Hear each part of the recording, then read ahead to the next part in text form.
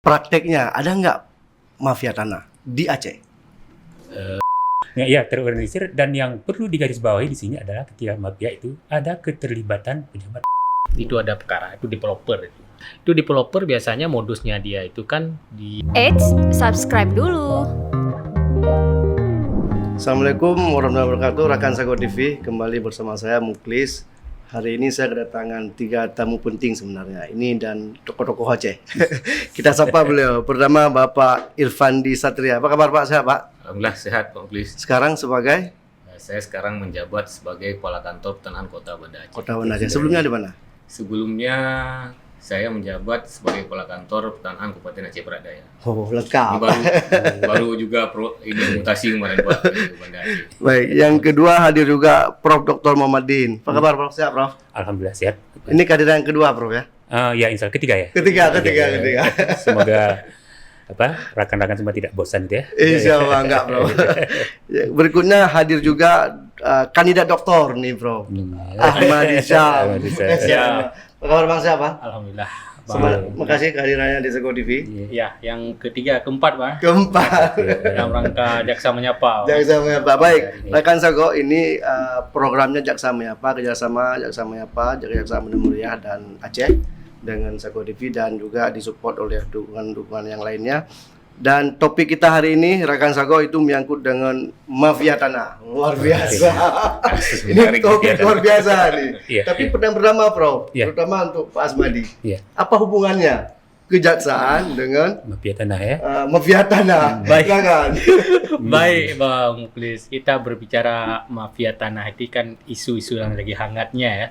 Kalau dikatakan apa hubungan kejaksaan dengan mafia tanah, yang pertama bahwa salah satu kewenangan kejaksaan itu berdasarkan Undang-Undang Nomor 11 Tahun 2021 adalah meningkatkan kesadaran hukum dalam masyarakat.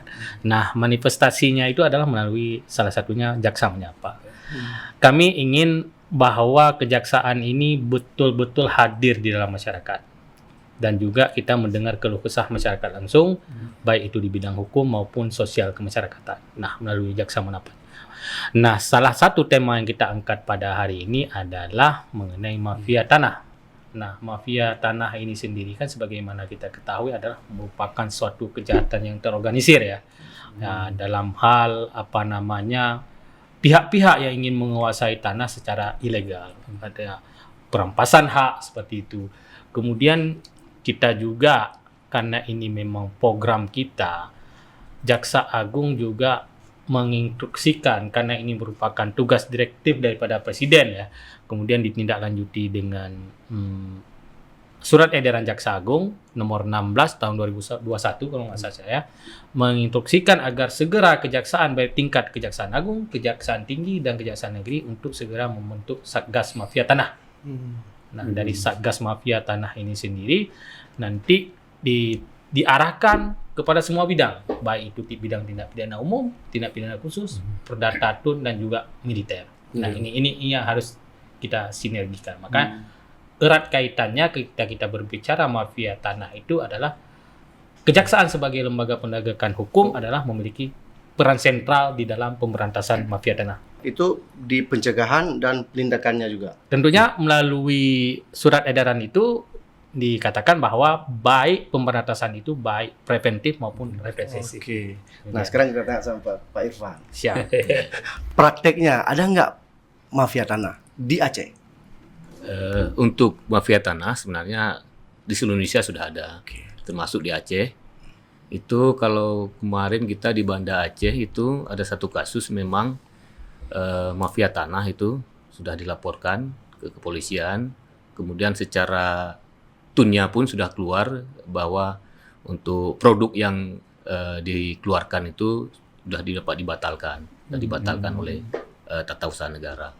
Jadi kasusnya itu memang modus operandinya itu memalsukan dokumen. Memalsukan dokumen, kemudian memang ini kejahatan ya. Selain ada niat, ada kesempatan gitu. Ya. Beradu dia, pas kali. Nah, ada kesempatan kan, karena tanahnya ini nggak pernah datangi gitu. Tanah sudah terdaftar. Udah gitu. daftar. Nah, jadi modusnya itu dia seolah-olah surat sertifikatnya itu hilang. Nah, jadi dia melaporkan juga Salah ke satunya. kepolisian bahwa dia sertifikatnya hilang, dia nyatakan sebagai ahli waris dari yang punya sertifikat itu. Itu semua palsu, dipalsukan gitu. Jadi modusnya sekarang sudah sampai tahap situ. Pemalsuan. Karena memang tanah ini kan jumlahnya nggak bertambah ya, penduduk bertambah. Apalagi kota Banda Aceh ini kan harga tanah itu juga semakin tinggi ya. Pak Irfan, kira-kira strategi apa kemudian yang barangkali bisa Pak Irfan sampaikan kepada publik itu terutama untuk mencegah supaya masyarakat itu terhindar dari modus operandi para mafia tanah ini. Ya. Kita dari Kementerian ATR BPN diinstruksikan memang dari pusat sampai ke daerah itu sekarang memang ada program itu namanya PTSL, pendaftaran tanah sistematis lengkap. Dalam pendaftaran tanah ini kita petakan semua bidang-bidang tanah itu untuk mempersempit dari ruang mafia tanah tadi.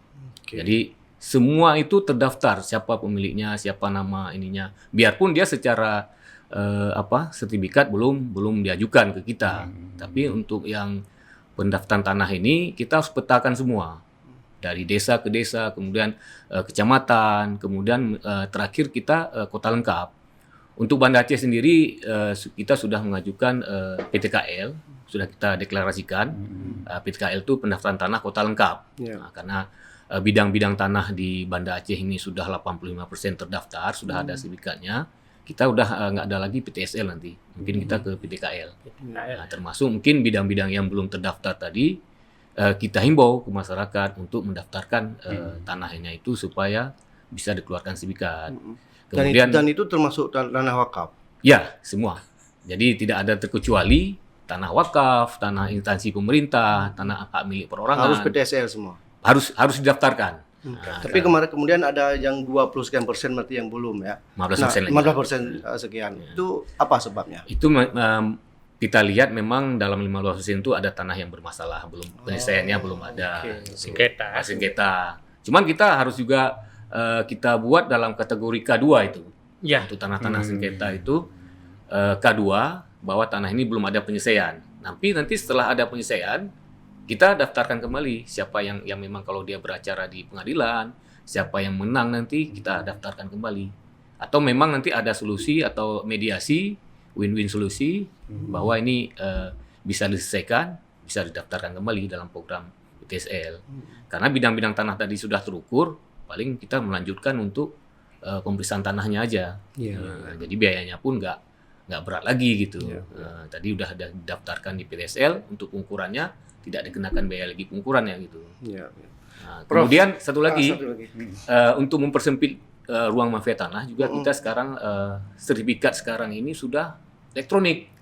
Terintegrasi juga. Mungkin dalam forum Sago TV ini sebagai sosialisasi juga ke masyarakat bahwa Kementerian ATR BPN sekarang ini sudah melakukan proses penerbitan sertifikat elektronik.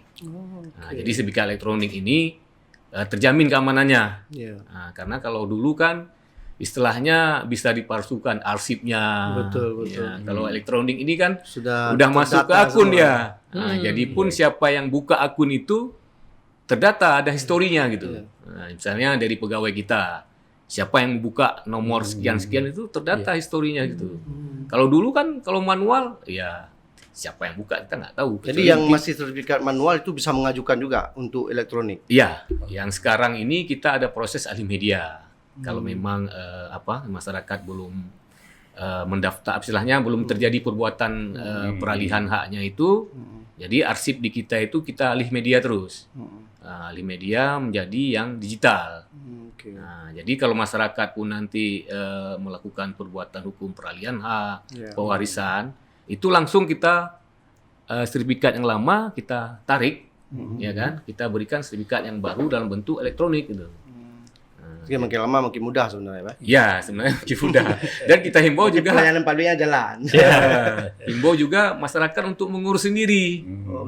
Caranya gimana? caranya datang ke loket-loket pertanahan setempat lah kita bilang kan. Karena apa? Di loket kita itu ada penjelasan kalau memang berkasnya kurang lengkap, nanti diperiksa sama petugas, diberitahukan. Malah untuk Banda Aceh sendiri, karena ibu kota provinsi, kita ada membuka pelataran itu. Gimana, Pak? Pelataran itu pelayanan khusus Sabtu Minggu. Oh, Nah, khusus Sabtu Minggu kan ini untuk orang-orang yang memang nggak sempat hari-hari lain untuk mengurus itu. Sabtu Minggu kan diberi kesempatan. Kita buka tuh pelataran itu mulai jam 9 sampai jam 1 setengah hari. Di mana? Di kantor pertanahan Kota Kota Banda Banda Aceh. Itu memang instruksinya untuk sementara di ibu kota provinsi, kantor-kantor pertanahan yang ada di ibu kota provinsi. Itu berbayar atau gratis, Pak? Yang ini tetap berbayar istilahnya, tapi kan ada tarifnya, ada billingnya gitu. Jadi setiap Berbayarnya ke negara. Iya, ada PNBP, ada PNBP-nya. Jadi kita untuk hal-hal tersebut nggak ada lagi ya. Istilahnya kita memang apalagi Banda Aceh juga menuju dalam progres zona integritas. WBK, wilayah bebas korupsi kan. Jadi untuk hal-hal itu kita hindari jangan sampai terjadi. Betul. Prof sekarang. Prof, ini kan pidana, Prof ya. Kalau benar. soal bicara mafia tanah ya. Kalau delik hukumnya itu apa saja? Apa saja gitu. Ya. Baik, terima kasih rekan Sago semuanya. Saya pikir tadi karena sudah banyak dijelaskan, saya nggak dapat kebagian lagi. Bagian, Bro. Tapi begini kan, apa yang dijelaskan oleh Pak Asmadi tadi dan Pak Irfan itu kan, itu sebetulnya kan belum termasuk kategori mafia sebetulnya. Oh gitu. itu kan seujung kuku kan. Ya artinya kan kalau tadi ditanyakan apakah ada mafia tanah di Aceh, kalau berdasarkan pantauan umum juga ada. Ya. Artinya kalau tadi bukan saya katakan sebagai mafia, itu kan penyerobotan tanah. Jadi kalau kita misalkan itu kalau di dalam peredaran narkotika kan pengedar kecil-kecil. Iya kan penyerobotan tanah kan. Tapi yang namanya mafia itu kan Pak, dan itu benar adanya kan. Nah, itu kan bukan hanya modus seperti itu tadi. Mafia itu tadi kita lihat di dalam film-film itu kan, yang namanya mafia itu ya Punya strategi dia, Bro. Terorganisir. Ya, terorganisir, dan yang perlu digarisbawahi di sini adalah ketika mafia itu ada keterlibatan pejabat publik. Kan itu. Ini masalahnya kan.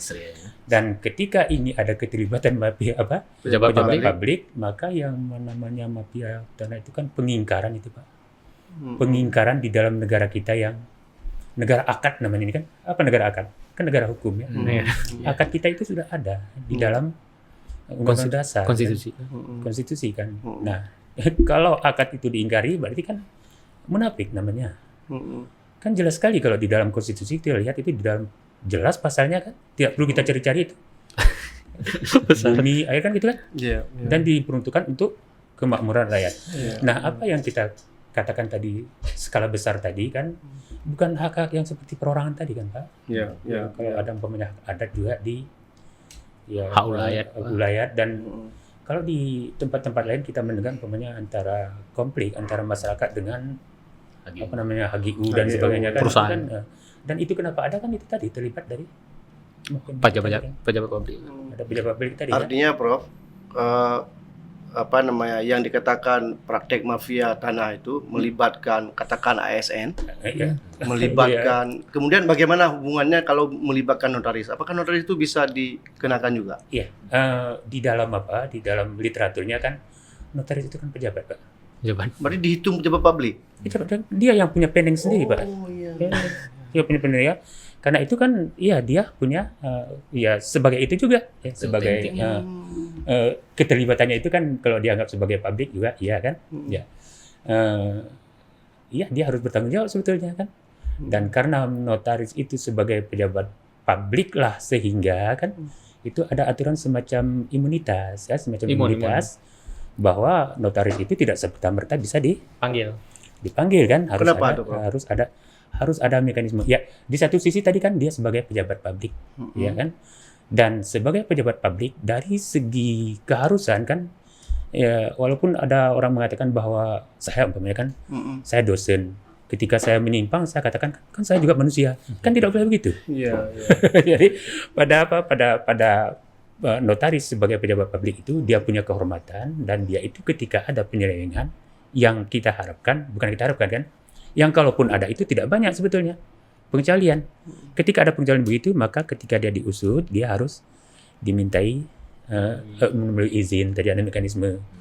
Sebetulnya bukan imunitas kan, ya, kebal itu kan tidak ada kebul kan. Prosedur ya. Prosedurnya ada gitu. Itu barangkali kalau keterlibatan notaris gitu. Artinya posisi notaris sangat sentral sebenarnya dalam soal tanah ini, Prof ya. Ini yang mungkin salah ini. salah Gimana, Prof? Gimana tuh? Begini kan, tadi kan ketika ada notaris yang terlibat itu harus melalui MK, melalui ya majelis kehormatannya, penghormatan itu baru dapat diusut ketika dia diduga melakukan tindak pidana kan. Nah sekarang kan yang mungkin tidak dipahami atau dilupakan begitu, tapi sependek bacaan saya gitu kan, bahwa atau pertanyaan ini Pak Kakan, ada nggak notaris yang membuat akta tanah? pastinya Ada pasti Ada, kan ada. yang buat PPAT. tanah. PPAT. Itu kan. Oh, PPAT. Ya, pertanyaan itu pun kan jadi PPAT notaris. Sekarang Iya. orang beda itu ya. iya, itulah. Saya salah, Prof. Orang kadang-kadang buat akta itu notaris ya. PPAT. Oh iya. Jadi Tidak itu semua pasal- notaris punya ini Notaris lisensi. juga. Ya. Jadi Ada di yang sini PPAT lah. aja, ada notaris aja. Oke, lanjut, Prof. Di sinilah sumber masalahnya, Pak. Ya, Di sini sumber masalahnya. Sehingga kalau ada tadi akta yang dibuat PPAT kan gitu kan, dia tidak diusut oleh aparat penegak hukum karena tadi ada prosedur tadi kan menganggap bahwa tindakannya itu adalah tindakan notaris, padahal bukan. Padahal tindakan PPAT ya, Pak ya. Di dua hal berbeda. Kan jadi kan semestinya ya Iya. ya bisa saja kalau umpamanya penyidik memanggil Tanpa izin. Tanpa izin. Iya, berarti tidak prosedur notaris tadi. Oke. Karena undang-undang notaris itu hanya mengatur bahwa kalau yang terlibat tadi adalah notaris, bukan PPAT. Ini mungkin Pak Asmadi nanti bisa sajikan pengalaman di lapangan bagaimana ketakutan penyidik untuk memanggil notarisnya. Sebagai notaris memang nggak boleh. Ya, tapi sebagai PPAT boleh. Menurut hemat saya boleh gitu. Oke. Dan itu kalau memang pidana pasalnya berbeda-beda pasti. Iya benar. Kalau delik pidana itu kan itu karena dia mafia tadi kan, kita bukan hanya bicara undang-undang KUHP-nya, bukan tadi KUHP kan penyerobotan tanah. Tapi kalau umpamanya kasus-kasus yang berkembang di Aceh umpamanya kan bagaimana keterlibatan aparat tadi di dalam pengadaan tanah-tanah untuk ini kan tanah negara dibeli Kak. Ya, haji. Tanah negara dibeli, dibayar ke negara, dipakai oleh negara lagi. Dan itu sebenarnya ada deh. Kan bilang. Iya.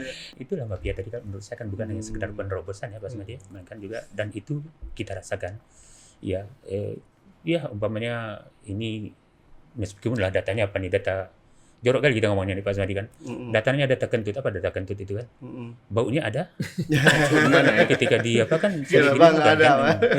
Umpamanya ketika dikabarkan di suatu wilayah tertentu itu ada potensi apa gitu kan? Emas katakan gitu kan. Ini kan Pak Kakan tahu sendiri itu siapa-siapa yang mencaplok-caplok di sini. Gitu kan. Iya kan, tapi tadi data baunya ada tapi mungkin nggak bisa ini kan. Pak Asmadi, ini Prof, ke Pak Asmadi ini menarik ini. Maksudnya pengalaman selama ini Pak Asmadi, bagaimana? Apakah modus operandinya itu terutama juga yang disampaikan oleh Prof dan Pak Irfan itu ada nggak? Jadi begini Bang Pulis, kita berbicara mafia tanah kan hebohnya kan baru-baru ini juga ya, beberapa 3 tahun ke belakang ya. Mungkin yang sangat heboh kan kasus Nirina Zubir ya, yang bagaimana tanah orang tuanya itu diserobot oleh asistennya, dibalik nama sampai harga 17 miliar. Ternyata setelah diusut ternyata ada pemalsuan di situ. Apa yang dipalsukan? Ada tanda tangan. Jadi ada peralihan kuasa untuk melakukan jual beli. Jadi di situ pada saat itu juga ada keterlibatan daripada notaris pada saat itu. Mohon maaf PPAT. PPAT di dalam hal. Tapi ini notaris dalam pembuat surat kuasa, surat kuasa menjual. Sehingga kan sampai ke pengadilan. Itu kan termasuk. Kemudian muncullah perkara-perkara pertanahan lain. Nah, kalau kita melihat modus operandi, perkara pertanahan ini kompleks, Pak. salah satunya karena mereka ini menyerobot pemalsuan. Kalau berdasarkan data yang dikeluarkan Republika ya, kalau nggak salah saya ya, pokoknya media, itu kalau 60% itu perkara pemalsuan dokumen. Selebihnya kan ada nanti juga bagaimana menggugat di peradilan. Rekayasa peradilan. Dimaksud rekayasa begini. Rekayasa itu ada sebidang tanah. Ini komplotan ini bersepakat, satu menjadi tergugat, satu menjadi penggugat. Dibawalah ke pengadilan. Padahal dua-duanya penggugat dan tergugat ini orang-orang tidak memiliki hak terhadap tanah tersebut. Kemudian datang ke pengadilan, digugat, kalau memang diterima gugatan nanti menjadi hak tergugat. Padahal bukan hak dia. Kemudian hasil keputusan dari pengadilan tersebut, misalnya perdata, dibawa ke BPN, dibalik nama. Tiba-tiba Nggak bisa bantah BPN ya. nggak bisa bantah karena buat putusan pengadilan. Nah, ketika demikian, terus misalnya ada yang punya setahun, 2 tahun ada yang punya. Ini tanah saya, kan jadi konflik pertanahan. Sertifikat ada 2. Nah, kalau sekarang kan sepengetahuan saya itu sudah ada yang namanya melalui sistem ya, udah masuk ke sistem ya, warkahnya masuk ke sistem ya. Karena ada juga modus daripada sindikat itu ya kerjasama dengan pihak publik. Mohon maaf ya, termasuk dengan aparat dengan BPN juga ada modus-modus menghilangkan warkah, sehingga ada juga dengan modus dia hilang sertifikat, lapor polisi untuk dibuatkan sertifikat baru, warkahnya dihilangkan kerjasama. Makanya saya katakan itu sindikat, memang harus diberantas habis. Maka kalau kami di kejaksaan itu yang diperintahkan itu tidak hanya represif tapi preventif. Preventif itu melalui apa? Pencegahannya itu kami ada bidang datun. Makanya di dalam surat edaran itu 16/2021 tindak pidana umum, tindak pidana khusus juga datun. Datun. Kita beri pelayanan hukum kepada masyarakat, ini pertanahan. Kita juga ada MOU dengan BPN dalam hal untuk sertifikat tanah wakaf. Atau ada MOU juga dengan Kemenang seperti itu. Pengalaman belakangan ada nggak kasus-kasusnya yang ditangani Dulu kejaksaan? waktu saya di Banda Aceh itu ada perkara itu developer itu. Mungkin terkenal lah kalau dia di Banda Aceh ya kan. Itu developer biasanya modusnya dia itu kan orang beli rumah kan sekarang kan ansur. Masyarakat ini terlalu mudah percaya sama developer. Kasih dulu uang DP, kemudian diansur dan sertifikatnya nggak kunjung dikasih nih. Ketika rumah siap, sertifikat itu sudah ada, sertifikat itu ditaruh di bank atau dijual ke orang lain. Ini yang beli ansor ini udah duduk nih. Panjar dia ya? Iya, udah panjar, udah menempati rumah itu. Tiba-tiba ketika itu dijual ke orang lain sudah ada sertifikat, datang orang yang punya sertifikat, ini rumah saya, sertifikat sama saya. Itulah yang dikatakan itu sindikat, mafia. Mereka terstruktur, terorganisir. Itulah yang harus kita berantas. Tapi kemudian apa yang disampaikan oleh Prof dari pencerahan soal kejaksaan bisa memanggil PPAT Penyidik sebenarnya. itu apakah pengalaman selama ini dilaksanakan atau gimana? Itulah selama ini kan ibaratnya kalau sistem peradilan pidana datang berkas dari penyidik kami periksa. Sering petunjuk yang kami berikan kepada penyidik itu agar Memanggil notaris. Makanya kita perlu adanya definisi yang jelas. Hari ini saya juga dapat ilmu baru dari Prof bahwa ada perbedaan definisi antara notaris dan PPAT. Ternyata yang membuat akte jual beli itu PPAT. Ini bisa kita jelaskan kepada penyidik. Jadi yang selama ini isu berkembang kan notaris. Harus penyidik ngeluh sama kami, Pak. Susah nih panggil notaris, Pak. Harus melalui majelis kehormatan. Itu pun kalau diizinkan. Ibaratnya imun itu. Memang undang-undang memberikan imunitas kepada kita. Tapi dengan adanya hari ini pencerahan juga ilmu pada kita sudah ada jalan ya. Maksudnya bukan begini, bukan kita ingin mengkriminalisasi orang, tidak. Tapi kita ingin benar-benar memerantas karena tanah ini hajat hidup orang banyak. Nah, itu kita datang ke Prof. Siap. Prof, tanah ini kan hidup orang banyak tadi disampaikan oleh Pak. Dan filosofi hukum tanah itu bagaimana sebenarnya? Nah, itu tadi kan ketika kita melihat di dalam tadi akad kita ketika negara kita ini dibentukkan itu kayaknya kalau kita dulu itu nggak peduli apakah latar belakangnya SMP, SMA, hukum atau sebagainya itu yang pasal itu semua kita tahu tuh. Bumi, air, dan kekayaan alam yang ada di atasnya dikuasai oleh negara, dipergunakan sebesarnya untuk kemakmuran rakyat kan gitu kan. Jadi di sini memang wajib ini kehadiran pemerintah, kehadiran negara ya, kehadiran negara di dalam hal ya memberantas yang seperti tadi kan. Yang kecil-kecil tadi kan juga ya artinya kan kalau melalui program ini tadi kan ini kan kasus-kasus yang bisa penyerobotan tadi itu lebih kepada kepemilikannya yang dalam tanda petik yang dianggap tidak jelas kan. Jadi saya juga sebagai sering dimintai oleh kawan-kawan penyidik untuk memberikan keterangan ahli kan. Ya biasanya memang itu tadi kepemilikannya tidak jelas. Jadi fungsi hukum pidana sebagai ultimum remedium itu nampak sekali memang di dalam pertahanan ini kan. Makanya tadi kalau program Jaksa Menyapa ini suatu hal yang bagus sekali kan untuk memberikan pencerahan itu kan, bahwa jangan dulu pidana, kalau mungkin itu diselesaikan.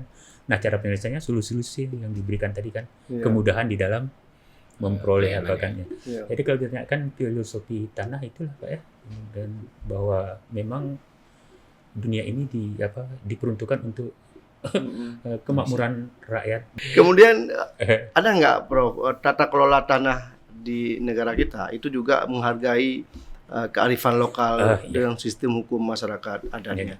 Itu barangkali yang mungkin sudah menjadi persoalan di Indonesia kan, bahwa kalau tadi kita katakan di dalam hal-hal yang seperti ini harus hadir negara, terkadang kehadiran negara ini bukan membuat yang baru sebetulnya kan, mereka harus mengembalikan hal yang lama. Jadi kalau masalah pertanahan itu payung hukum di dalam hukum tanah itu kan UUPA ya, Undang-Undang Pokok Agraria. Di dalam Undang-Undang Pokok Agraria itu ditegaskan Pak, bahwa hukum adat merupakan hukumnya di situ kan. Jadi ada pasal khusus hukum ada pasal khusus bahwa hukum itu ya kan masalah ya, ada pasal ya kan, bahwa hukum adat berlaku untuk tanah itu kan. Sehingga kalau tadi ditanyakan apakah ada hak masyarakat, ada hak orang perorangan, ada. Ya kalau di Aceh itu ya sekarang ini kawan-kawan dari Fakultas Hukum, Prof. Ajari, Dr. Timutakin dan Pak Adli kan sudah membuat ada beberapa kajian dan sudah ada beberapa mengambilkan hutan adat namanya kan, hutan adat diberikan pengakuan terhadap itu kan sebagai subjek hukum adat. Jadi artinya kalau tadi ada hak masyarakat itu ya hak ulayat antara lain. Kalau di Aceh Tengah itu Pak Asmadi sekarang udah hampir Aceh Tengah dan Medan Mulia itu ada namanya perweren Pak. Perweren itu adalah merupakan hak bersama itu. Jadi kalau dikatakan hak berarti kan kalau ada hak ulayat umpamanya kan, hak ulayatnya desa ini tidak boleh dimasuki oleh desa yang lain kan. Jadi sudah ada memang kalau dalam tanda petik pengaturan dan kepemilikan tadi supaya memang tidak terjadi konflik ya. Sekarang kan kalau hadirnya pemerintah tadi di satu sisi dimaksudkan untuk memecahkan masalah, tetapi di sisi lain terkadang muncul masalah. Kan? Sekarang konflik pertanahan itu rupanya kalau dalam segi lingkungan bukan hanya antar orang, konflik orang dengan manusia dengan binatang hewan, juga kan? Hewan. Kasihan di kawan-kawan kita, saudara-saudara kita di pinggiran loser itu kan, kalau harimau yang mati dan terindikasi ada ketidaksengajaan dari masyarakatnya diproses itu kan. Tetapi ketika masyarakat yang diterkam harimau nggak diproses. Siapa yang proses? Gimana diproses bro? Ya benar betul kan. Tapi dalam hukum itu harus ada kayak gitu Prof ya. Ya sepertinya kan kalau hukum yang sejatinya kan kita tidak perlu pikirkan, karena dia kan hukum itu kan logika kan. Sekarang terkadang hukum yang itulah yang disusupi oleh mafia tadi kan. Ini kan hak tanah tadi kan, kemakmuran dan banyak aturan-aturan umpamanya ya memang kemakmuran, keadilan ya. Yang namanya keadilan itu kan yang gunduk jangan ditimbun kan. Yang dalam jangan dikorek kan gitu kan, harus ada. Ini kan enggak ya. Baik, Prof. Ya, Prof, Pak Irfandi. Pak Irfan, apa problem utama BPN terutama atau pengalaman Pak Irfandi selama di BPN itu dalam menghadapi praktek atau operasi para mafia tanah ini? Kita di kantor pertanahan ini sebenarnya kita cuma mencatat Pak. Jadi setiap perbuatan hukum itu di PPAT. Kemudian kalau memang itu peristiwa hukum kan kepala desanya yang mengeluarkan surat keterangan ahli warisnya itu, siapa yang ditunjuk sebagai ahli waris. Jadi dalam pengadilan nanti sebenarnya harus dilihat dasar dia penerbitan sertifikat itu, dasar dia proses itu apa dokumennya gitu, ya kan. Tapi sekarang di pengadilan itu malah melihat produk akhirnya gitu. Jadi yang produk akhirnya dihasilkan apa? Sertifikat. Jadi kita dalam hal ini juga turut tergugat gitu. Harusnya dari pihak yang menerbitkan dokumen ini sebagai pihak turut tergugat juga gitu. Nah, jadi dalam hal ini mungkin perlu kita luruskan bahwa memang masalah pertanahan sendiri di pengadilan itu juga beda-beda persepsinya gitu. Jadi yang diajukan pihak tergugat itu kadang-kadang juga tidak melibatkan semuanya gitu. Yang dilibatkan cuman kita karena mengeluarkan produk, habis itu para pihak gitu kan. Padahal itu seharusnya seperti di KUA juga gitu. KUA kan mencatat pernikahan. Jadi pembatalannya itu kan tetap proses di pengadilan itu. Apapun. Makanya mungkin nanti ke depan itu kita sudah juga persamaan persepsi dengan hakim, itu ada pelatihan hakim tentang pertanahan itu supaya sama. Jangan nanti persepsinya tanah negara dengan aset negara itu sama gitu. Padahal itu berbeda. Padahal berbeda itu, karena tanah negara ini kan perolehannya ada yang bekas hak gitu. Ada yang tanah negara bebas, memang boleh masyarakat menguasai tanah tersebut. Tapi itu belum jadi aset. Belum jadi aset negara kan. Makanya dalam kasus-kasus pengadaan tanah kadang-kadang kita dihadapkan bahwa proses menjual aset negara, padahal itu proses tanah negara memang sudah dikuasai berpuluh-puluh tahun, dia sudah menguasai, sudah ada fisiknya di lapangan kan. Itu mungkin untuk pihak dari pengadilan harus sama persepsi lah, kan? Karena gini, masalah tanah ini kan cukup kompleks sebenarnya. Betul. Dari segi apapun sebenarnya masuk gitu. Kemudian Pak Irvandi, ini di Aceh kan ada dinas pertanahan, ya. Kemudian ada Kanwil dan salah satunya di kota. Kalau bicara kewenangan apaan sebenarnya? Apakah sama atau gimana? Ini memang dinas pertanahan ini dibentuk karena ada kekhususan Aceh ya. Ada Undang-Undang Pemerintah Aceh itu nomor 11 tahun 2006 bahwa untuk pengelolaan pertanahan itu kan harus dikelola sendiri oleh Aceh gitu kan. Tapi karena ini tanah ini bersifat nasional, jadi dari pusat itu memang untuk pertanahan sendiri masih pusat gitu. Jadi untuk yang di daerah ini dinas pertanahan membantu dalam hal pemerintah pusat, apalagi dalam Kepres 34 tahun 2023 ada 9 kewenangan yang masih di pemerintah daerah gitu. Termasuk dalamnya untuk untuk izin garap, kemudian SK izin lokasi Pak gitu. Kemudian untuk pengadaan tanah kan, tahapan-tahapan pengadaan tanah itu mungkin di tahap perencanaan, tahap penyuluhan sosialisasi masyarakat itu bisa dibantu oleh dinas pertanahan. Jadi kita tetap bersinergi dengan pemerintah daerah, dalam hal ini dinas pertanahan banyak sekali membantu kita di provinsi Aceh ini. Berarti terakhir Pak Irvandi, apa masukan atau saran terhadap masyarakat supaya terhindar dari praktek operandi para mafia tanah ini? Ya, kalau kita lihat modus operandi ini banyak yang kena itu kan pejabat ataupun orang-orang yang memang public figure gitu. Kayak kasus tadi dibilang Nina Zubir kan aktris gitu. Jadi orang kadang-kadang sepele itu mengkuasakan gitu, memberikan pengurusan ke orang lain gitu. Seharusnya kalau memang ini ya harus sendiri kan. Jadi kita tahu bagaimana proses layanan pengurusan pertanahan itu gimana gitu. Ini kan akibat dia nggak mau berurusan, dia minta bantu ke orang lain, disalahgunakan. Sibuk kita dibilang ke Pak Asmadi, sibuk kan. Nah, jadi dia menggunakan orang lain juga memanfaatkan kan gitu. Nah, itu yang saya berharap kalau ada pengurusan kalau bisa diurus sendiri tanpa kuasa gitu. Karena modus-modusnya itu dimanfaatkan oleh pihak-pihak tertentu gitu. Dengan celah memberi kuasa tadi, Prof. Celah memberi kuasa, padahal belum diberi kuasa, tapi karena dia udah dekat sama yang orang yang pemiliknya itu, jadi datang dia ke PPAT atau notaris tadi, dibilang nih udah dibuat nih kuasa nih, ya, ada kolusi juga, rekayasa. Nah, itulah yang menyebabkan mungkin nanti terjadinya kasus-kasus mafia itu. Termasuk juga koordinasi tadi Pak Fandi ya, antara BPN, kejaksaan, polisian, hakim juga. Ya, kita memang dalam hal ini seperti Pak Asmadi bilang tadi, selain tadi sudah melakukan tindakan-tindakan yang sudah terjadi, kita juga melakukan pencegahan. Dan itu dilakukan. Dilakukan. Dalam bentuk apa misalnya? Kita bilang tadi ada PTSL supaya masyarakat bisa mendaftar tanah-tanahnya. Terus sudah terdaftar kan, waktu masuk orang lain itu kan, ini kok yang terdaftar ini, yang punya sertifikat ini, tiba-tiba ada orang lain mengaku bahwa ini tanah dia gitu kan, klaim lah gitu. Oke, Prof. Apa Prof kira-kira pikiran dan masukan Prof supaya soal tanah ini harus clear and clean, Prof? Ya, sepertinya harapan itu tadi, Pak, ya, harapan clear and clean.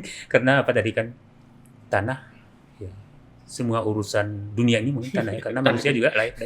Dan kita kembali ke tanah juga, Prof. Kembali ke tanah lagi. Jadi kalau Pak Irfan tadi menitik beratkan kepada kesadaran masyarakat kan, bagaimanapun masyarakat itu posisinya posisi yang lemah. Gitu kan. Jadi dalam hal ini kan, kalau kita secara keharusan aja lah, bahwa negara ini dibentuk untuk kemakmuran rakyatnya, dan karena itu mohonlah kepada pemegang kendali, pemegang amanah, pemegang akad tadi kan, yang harus memang memberikan tetap berpegang pada akad tadi kan, bahwa masyarakat yang begitu tadi kan harus direkayasa untuk seperti apa. Kan itu hukum, Pak ya. Hukum itu fungsinya untuk merekayasa masyarakat. Ketika sekarang masyarakat tidak tahu apa itu pentingnya pendaftaran untuk kepemilikan, kita giring ke situ, kan gitu kan. Di sisi lain tadi kan bahwa ya hukum sebagai social engineering itu kan ya harus ditunjukkan oleh dari atas sebetulnya kan. Atas yang harus memberikan contoh yang baik supaya ya, karena mafia tadi adalah segelintir orang yang memanfaatkan kekuasaannya. Saya pikir itu. Jadi menarik kalimat Prof terakhir itu Pak Asmadi. Hukum sebagai social engineering. Nah, ini dalam konteks kejaksaan, apa social engineeringnya? jadi begini, jadi mungkin closing statement ya. Berbicara kita masalah mafia tanah ini kan kompleks, kata Pak Irfan tadi ya. Maka di dalam hal ini perlunya ada sinergitas antara tentunya kejaksaan ya, sebagai lembaga sentral dalam penegakan hukum, khususnya hukum pidana ya. Tidak hanya hukum pidana sebenarnya, perdata dan tata usaha juga ya. Kemudian dengan BPN, Badan Peradilan Nasional, juga dengan pihak penyidik kepolisian dalam hal memberantas ini. Ini perlu sih. Kalau kita kenal dalam sistem peradilan pidana itu ada yang namanya Integrated Criminal Justice System. Walaupun pada kenyataannya prakteknya itu jauh dari Integrated Criminal Justice System tersebut. Dan sebagaimana kita lihat di dalam misalnya penindakan terhadap tindak pidana pemilu itu ada suatu suatu forum ya yang dikatakan integrate itu. Jadi ada polisi di situ, ada pihak Panwasli atau Bawaslu dan juga kerjasama. Nah, harapannya juga mau dalam penegakan hukum terhadap mafia tanah ini ada juga semacam suatu wadah. Di situ ada BPN, di situ ada kita orang kejaksaan, ada kepolisian. Nah, bagaimana kita merekayasa?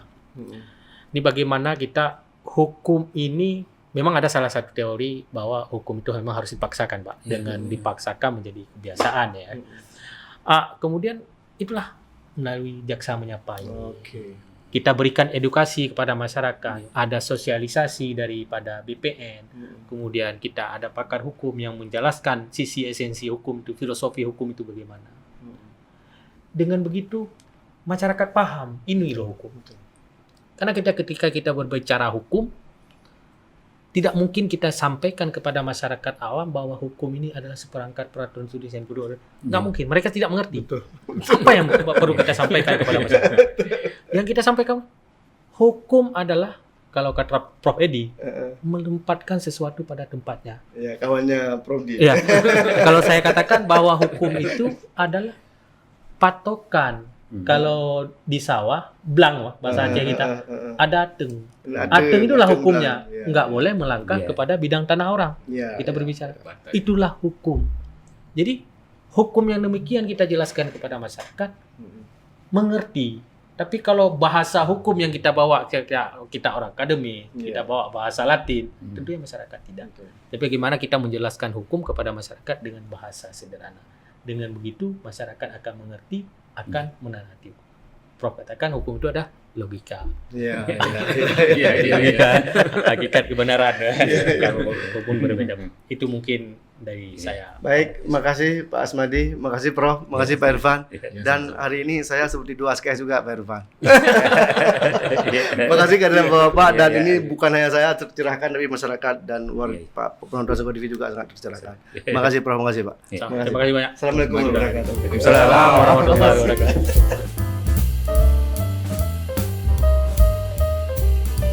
Jika video ini bermanfaat untuk Anda, silahkan subscribe, like, dan nyalakan loncengnya.